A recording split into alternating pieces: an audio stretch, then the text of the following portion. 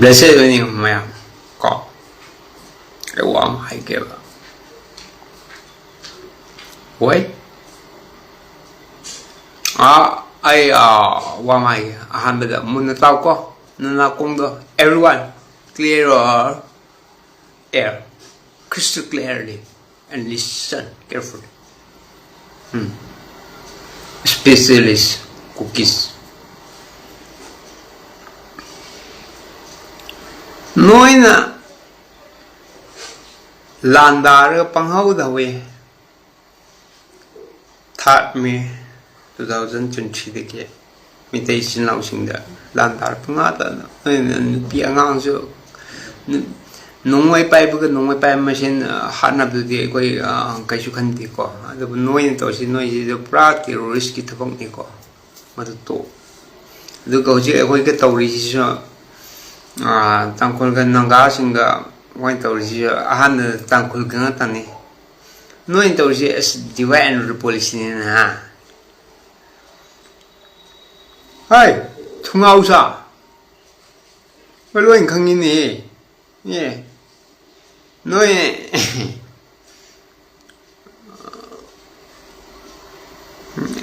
noi wa hawra pa gi ne ba kai do ba gi no ba maran lai da ba icham cham jaba satra ko lem khong da lai tamba satra sing da chang ba ya roi khot loi ga ina ga noi na ngan thingi do toi da ba thok ni ko ma do never ever matung manau ko madu matu ba tau nu ko madu khulgi headman do kana no police na phawam doctor aduga aina kwai sok chatli se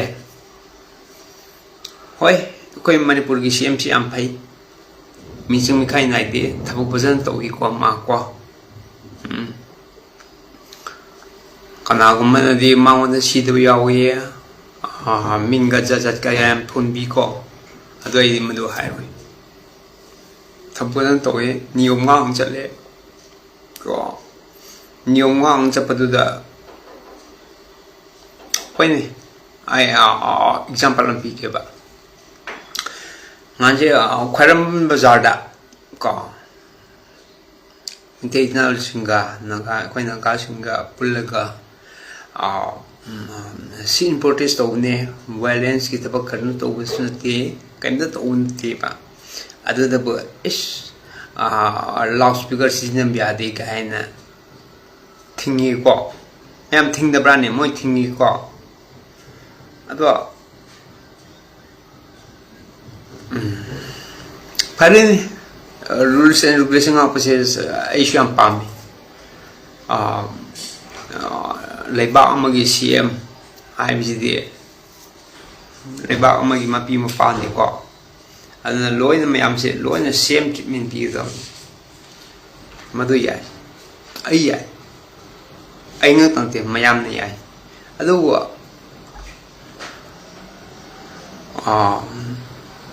ai ngak ta bangdi yengo se manipur gi oji ki CDO da harga at least 30,000 40,000 di orang mani ko moi kenibi cookie terrorist to moi rising mashur moi mi tara kun wayam da sama harsin madu moina umang wamang de lo pe gi song umang wamang de lo pe phawang am di kana hai ri du Hazab ya waraba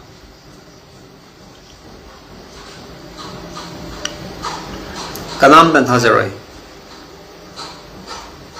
ai manipur sim de sidab nati hai kan da hai sunti ko ado mayam na dum khalo sha tau ge re kang ko bi shi kyam chau ke area do kyam chau ge ba Kukina dominant or area do sniffer oxygen udana sniffer oxygen raga oti tiraga operation do nimin ani paroi culprit single line phakini ba mi hapa singdo matu ga kunsa khulgi ko naga brothers to wat ki mi singdo la la phakini ba dinatana is umang asong da moi lo pe yi phaba ngamde khotre inai de scenery gaina matam chang su ngai khulu gaina no masimakti ai fair. It's not a fair justice. Fair ni ai khandi ko hoi sarkar bu dei thajai ko ado masimakti hoi kai do no khungde moi deputy CM je nimja gi gen kitang kai no na bani jogoi samin na bra madunu oram mani ba nang hai do ai na ai ki video mamang jo hai ko phani ngo phao ingonda jela thaminga tham achum mai ni phagina di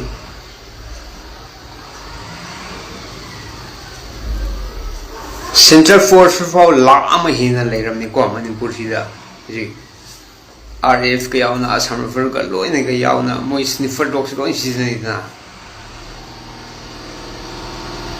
I don't may not Rishing Matajiluba, round of Shilaga Sniffer Dogs season. I don't Paniba Fabum Maniba. Madudi natana is umang asong the load penny, adu pawang of nigadidi. What do you mean? Oh,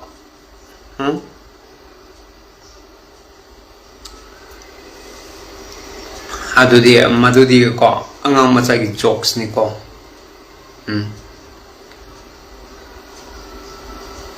Manipur Gishi, Mr. Kim Chan. Honorable Chief Minister of CM of Manipur, please stop your game.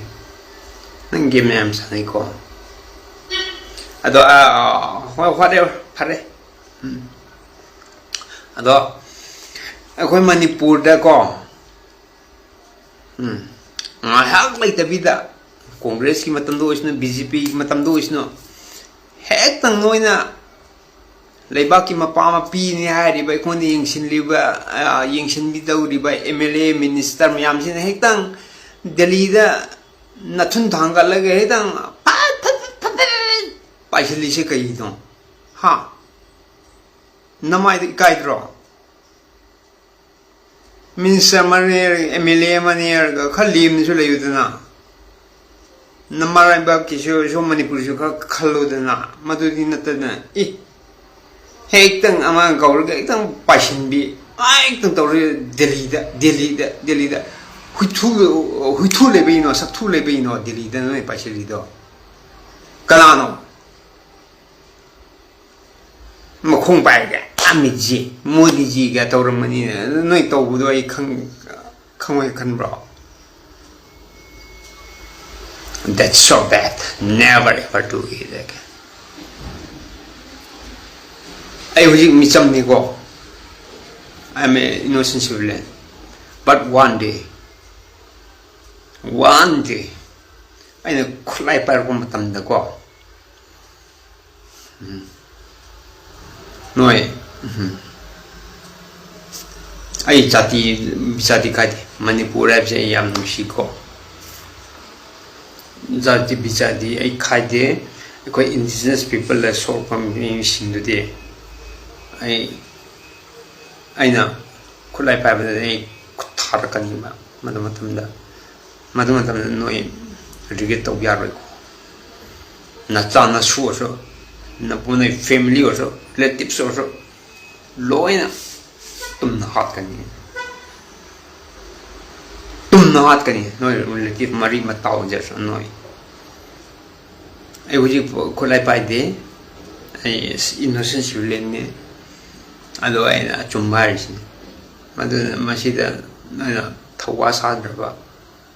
ꯃꯌꯥꯝ ꯑꯩꯅ ꯍꯥꯏꯔꯤꯁꯤꯅꯦ ꯁꯤꯌꯔ ꯂꯣꯏ ꯇꯧ ꯑꯩꯅ ꯍꯥꯏꯔꯤꯁꯤꯅꯦ challenge ꯇꯧꯕ ꯅꯠꯇꯦ ꯃꯅꯤꯄꯨꯔ ꯁꯔꯀꯥꯔꯗ ꯄꯥꯕꯨꯡ ꯈꯦꯝꯆꯥꯟ ꯅꯉꯣꯟꯗ challenge ꯇꯧꯕ ꯅꯠꯇꯦ ꯑꯆꯨꯝꯕꯗꯣ ꯖꯁꯇꯤꯁꯇꯣ ꯑꯩꯈꯣꯏ ꯃꯅꯤꯄꯨꯔꯒꯤ ꯄ꯭ꯔꯖꯥ ꯅꯪꯅ ꯃꯄꯥ ꯃꯄꯤ ꯑꯣꯏꯔꯕꯅꯤꯅ ꯑꯩꯈꯣꯏꯗꯁꯨ ꯊꯨꯡꯍꯜꯂꯣ ꯀꯨꯀꯤꯗꯗꯤ ꯅꯪꯅ ꯐꯖꯅ ꯅꯨꯡꯉꯥꯏꯍꯜꯂꯦ ꯊꯨꯡꯍꯜꯂꯦ ꯀꯣ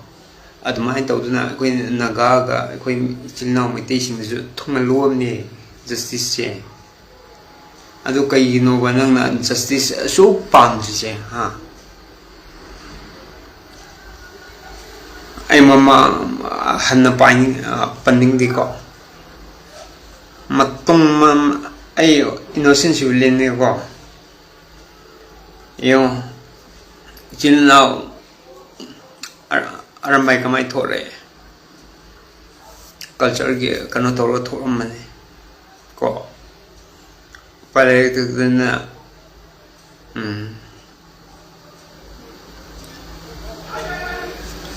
ꯃꯣꯏꯒꯤ ꯃꯤꯠꯃꯥꯡꯃꯛꯇ ꯃꯃꯥ ꯃꯄꯥ ꯍꯜꯂꯛꯄ ꯃꯆꯦ ꯃꯆꯜ ꯍꯜꯂꯛꯄ ꯈꯣꯠꯂꯛꯄꯗꯒꯤ ꯊꯣꯔꯛꯄ ꯅꯠꯇ꯭ꯔꯣ ꯂꯥꯟ ꯄꯥꯝꯕ ꯅꯠꯇꯦ ꯂꯥꯟ ꯍꯥꯏꯕꯁꯦ ꯌꯥꯝ ꯂꯨꯕ ꯄꯣꯠꯅꯤ ꯅꯣꯡꯃꯩ ꯀꯥꯞꯅꯤꯡꯕ ꯅꯠꯇꯦ ꯑꯗꯨ ꯃꯗꯨꯗꯤ ꯅꯠꯇꯗꯅ ꯃꯅꯤꯄꯨꯔ ꯁꯤꯇꯤ ꯑꯣꯏꯔꯁꯨ ꯃꯗꯨ ꯃꯉꯥꯏꯔꯦ ꯁꯤ ꯇꯝꯄꯥꯛꯇꯪꯅꯤꯀꯣ ꯅꯣꯏꯅ ꯗꯥꯏꯔꯦꯛꯁꯟ ꯐꯨꯊꯣꯛꯑꯒ ꯀꯩꯅꯣ ꯂꯣꯏ ꯇꯧꯔꯤꯁꯦ ꯆꯤꯡꯗ ꯌꯧꯔꯒ ꯅꯣꯏꯁꯦ ꯄꯨꯔꯥ ꯎꯆꯤ ꯑꯣꯜꯂꯤ ꯍꯥꯏꯔꯤꯁꯤꯅꯦ ꯑꯩꯅ ꯍꯥꯏꯕꯗꯤ ꯀꯨꯀꯤꯒꯤ ꯑꯦꯔꯤꯌꯥꯗ ꯑꯣꯏꯒꯦꯔꯁꯨ ꯅꯥꯒꯥꯒꯤ ꯑꯦꯔꯤꯌꯥꯗ ꯑꯣꯏꯁꯅꯨ ꯃꯅꯤꯄꯨꯔ ꯁꯤꯇꯤ ꯅꯣꯏ ꯐꯖꯅ ꯊꯕꯛꯇꯣ ꯇꯧꯕ ꯑꯗꯨꯅ ꯅꯠꯇꯦꯕ ꯅꯣꯏ ꯆꯤꯡꯅ ꯌꯧꯔꯗꯤ ꯅꯪ ꯀꯤꯌꯦꯕ ꯀꯩ ꯃꯔꯝꯒꯤꯅꯣꯕ That's so bad. That's so bad. Oi, I politics kaso mari kaimta leinade I wa pham ma ni dia phongdom gi ko. Khoi Manipur se samna harabda yengon se at least regional party ma thorak chi phaudi ne center na hangoi chong phamba lepo ko phamba lepa to masing thirga phamba lepo nangi do wali chama pairga nathunda li chaina tek tek kallaga tawdi phaudi noi se adum tawkhini ba aduna hoi MPP Manipur People Party lei ko aduna tabida regional party ama alingba aduso noi ahal chahi yankai 50 60 ga nahai kokama nadi ko naha leader mathoro loi support tawgiba regional party ama ek thorpa ga yemo je Delhi na haiba malo roi Delhi daga hangoi choma do na jing noi ni chonga ga Delhi de chong pai do mado loi loi kanjelo ana ya phai nati ai insin manate kana su kana to bunde ai sana khangjaba ko ai se at least mister ore ko ai perspective ki matong ina harapani ko atugumba ko tabak to tawba to si aduga maruina akoi praja singso hojikse BJP yadi na loin hai ko mayam ne yadi pandri aduni dani center de state su kanu na hai adu election su kuiraktre ko madu am ka pangtha ganu ko praja mayam noina he pangtha raba soire wari bu vote amam de lupa sing mam pi gapda haraun am ka pi hin adu hoine rising tarado loba ko low esquabliti ado BJP de thada nuba Congress thada nuba regional party de thada uba ꯆꯨꯝꯗꯕ꯭ꯔꯣ ꯑꯩꯅ ꯍꯥꯏꯔꯤꯁꯦ ꯄꯩꯁꯥꯗꯣ ꯂꯧꯋꯣ ꯀꯥꯏꯗꯦ ꯑꯃꯗꯒꯤꯁꯨ ꯂꯧꯋꯣ ꯀꯣꯡꯒ꯭ꯔꯦꯁꯇꯒꯤꯁꯨ ꯂꯧꯋꯣ ꯑꯃꯗꯒꯤꯁꯨ ꯂꯧꯋꯣ ꯑꯗꯨꯕꯨ ꯑꯁꯣꯝꯗ ꯔꯤꯖꯅꯦꯜ ꯄꯥꯔꯇꯤ ꯑꯃꯗ ꯊꯥꯗꯣꯛꯎꯕ ꯃꯁꯤꯗ ꯀꯔꯤ ꯀꯥꯏꯕ ꯂꯩ ꯄꯣꯂꯤꯇꯤꯁꯤꯌꯟꯁꯤꯡꯅ ꯕ꯭ꯂꯦꯝ ꯒꯦꯝ ꯁꯥꯟꯅꯔꯛꯑꯗꯤ ꯑꯩꯈꯣꯏ ꯃꯤꯆꯝ ꯄ꯭ꯔꯖꯥꯁꯤꯁꯨ ꯅꯣꯏꯕꯨ ꯅꯀꯣꯛ ꯌꯥꯎꯗꯕ꯭ꯔꯣ ꯕ꯭ꯂꯦꯝ ꯒꯦꯝ ꯀꯃꯥꯏꯅ ꯁꯥꯟꯅꯅꯤ ꯍꯥꯏꯕꯁꯦ ꯃꯣꯏꯅ ꯁꯥꯟꯅꯔꯛꯄꯒꯤ ꯃꯇꯨꯡ ꯏꯟꯅ ꯑꯩꯈꯣꯏꯁꯨ ꯁꯥꯟꯅꯕ ꯇꯥꯕ ꯀꯣ ꯑꯩ ꯍꯌꯦꯡꯁꯤꯡꯕ ꯑꯦꯛꯁꯄꯥꯔꯠꯁꯨ ꯅꯠꯇꯦ ꯖꯁ ꯑꯩꯒꯤ ꯑꯣꯄꯤꯅꯤꯌꯟꯅꯤꯀꯣ it's come out from my heart and it's from my perspective on the context of Manipur ko machine and I ningise do hoi masida masi matang Manipur matang na kitang panjabani ko sawyadi ko aina haibda soyangam yawam so kenta khanbinu ko mayam ko sawyadi ko